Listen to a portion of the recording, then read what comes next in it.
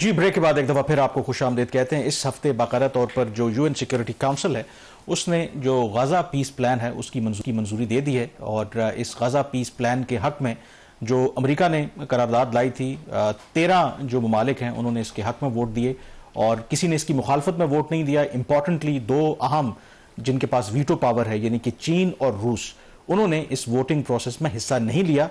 पाकिस्तान ने इसके हक में वोट दिया, बावजूद इसके कि जो पाकिस्तान ने तजावीज़ दी थी कि इस रेजोल्यूशन को ज़्यादा उसमें जो फ़लस्तीनियों के हकूक़ हैं वो रिफ्लेक्ट हों, जो इंटरनेशनल स्टेबलाइजेशन फोर्स है उसके मैंडेट के हवाले से क्लैरिटी हो, उसको नहीं माना गया। लेकिन उसके बावजूद जो पाकिस्तान है उसने इस करारदाद के हक में वोट दिया और बाद में जो पाकिस्तान के मुस्तकिल मंदूब हैं यूएन में, उनका यही कहना था कि बुनियादी तौर पर पाकिस्तान ने इसलिए इसके हक में वोट दिया क्योंकि एक तो इससे जो जंगबंदी इस वक्त मौजूद है गाजा में उसको कंसोलिडेट करने में मदद मिलेगी और इवेंचुअली ये जो गजा पीस प्लान है होपफुली जो दो रियासती हल है उसकी तरफ बढ़ेगा। लेकिन शहबाज, इसमें जो अहम जो नुक्ता है, जो दो तीन इसके अंदर चीज़ें जो रेजोल्यूशन के अंदर थी, एक तो जो बोर्ड ऑफ पीस का जिक्र किया गया है जिसको हेड करेंगे मुमकिना तौर पर अमेरिका के सदर ट्रंप और उसमें बाकी जो इंटरनेशनल जो लीडर्स हैं वो शामिल होंगे। जो काम करेगा एक इंटरम कमेटी होगी फ़लस्तीनियों की, गजा के अमूर को संभालेगा।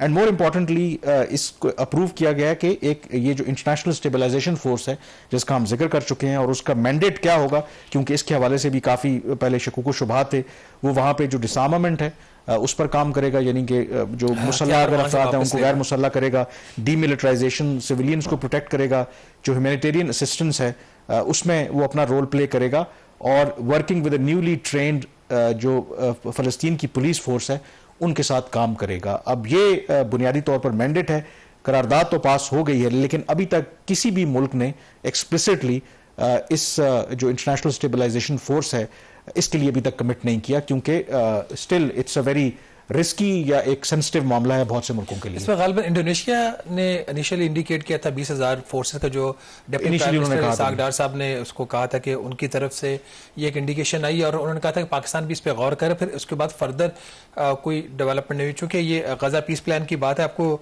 याद होगा ये 8 ममालिक में की तरफ से जो मुस्लिम ममालिक उनकी तरफ से इनिशिएटिव था और उसमें फिर जो यूएस का रोल था वो ऑन द रिकॉर्ड है।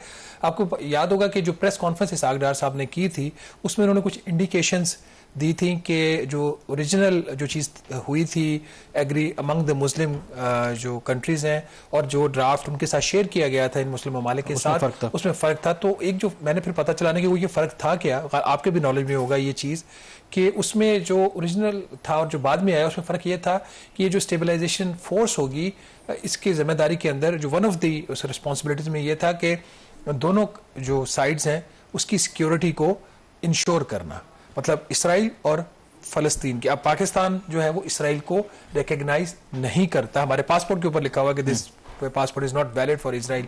तो उसके ऊपर पाकिस्तान को इतराज़ था कि एक ऐसी कंट्री जिसको हम रिकग्नाइज ही नहीं कर सकते उसकी हम सिक्योरिटी के हवाले से कैसे अपने को कमिटमेंट दे सकते हैं, क्योंकि पाकिस्तान अगर let's say international stabilization force में नहीं भी कमिट करता, पाकिस्तान मूवर तो है ना इस सारे प्रोसेस का, उसको बैक भी करता है और पाकिस्तान इसको वोट भी किया। तो that was one of the point. But ये जो आपने डिसआर्मामेंट वाली बात की है इसके ऊपर हमास का शायद उनका एतराज है इसके ऊपर, उनकी क्या position, are they ready for disarmament? Hamas ने तो इस करारदाद को मुस्तरद किया है और ये that was a surprise. Initially ये था कि तमाम जो फैक्शंस हैं, जो पैलेस्टीनियन अथॉरिटी है जो वेस्ट बैंक में है, कंट्रोल करती है, जो जिसको इंटरनेशनल कम्युनिटी रिकग्नाइज भी करती है, उन्होंने तो इसको वेलकम किया है, लेकिन हमास ने इसको कबूल नहीं किया।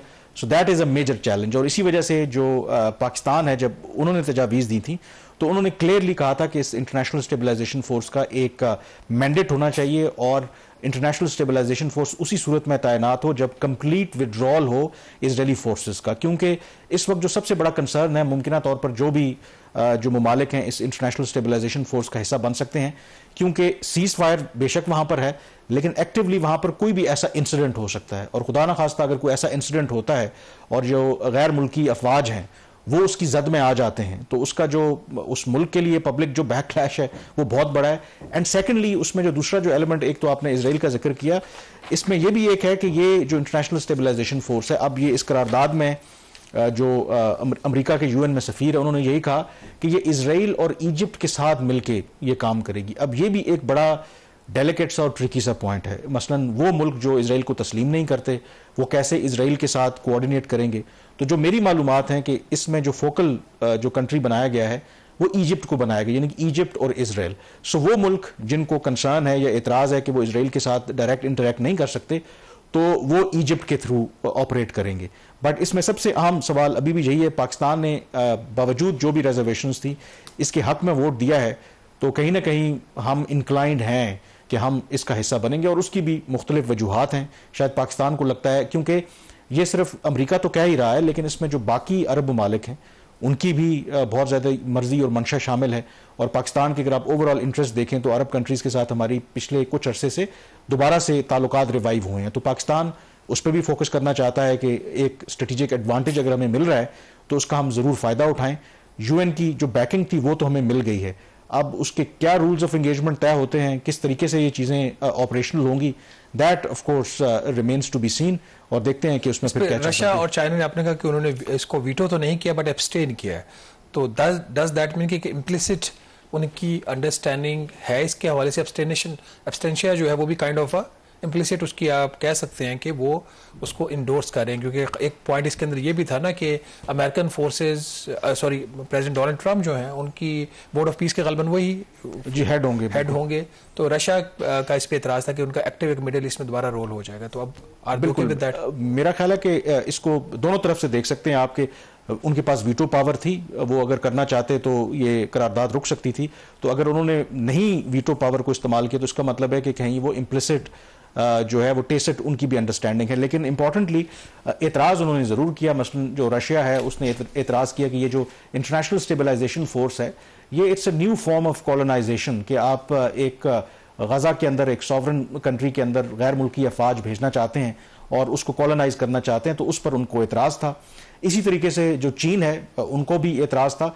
और ये भी वैसे बड़ी इंपॉर्टेंट इस लिहाज से डेवलपमेंट है। वैसे तो खास करके पाकिस्तान और चीन इंटरनेशनल फोरम्स के ऊपर, यूएन के ऊपर जो इस तरह के जितने इश्यूज हैं आपको एक पेज पे नजर आएंगे।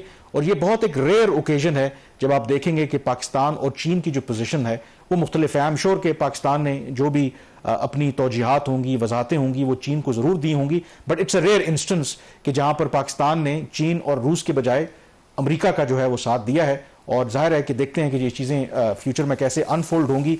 पाकिस्तान ने अभी तक कोई बाकायदा तौर पर ऐलान तो नहीं किया, लेकिन जिस तरीके से पाकिस्तान की एक्टिव इन्वॉल्वमेंट है, अगर पाकिस्तान कल इसका हिस्सा बनता भी है तो ये किसी के लिए हैरान कुन खबर नहीं होगी। यहाँ पे ब्रेक लेंगे, ब्रेक के बाद जिक्र करेंगे एक और पीस प्लान का जो अमरीकी सदर ट्रंप जो हैं वो इम्पोज करना चाह रहे हैं यूक्रेन के ऊपर। वो प्लान क्या है, ब्रेक के बाद उस पर बात करेंगे।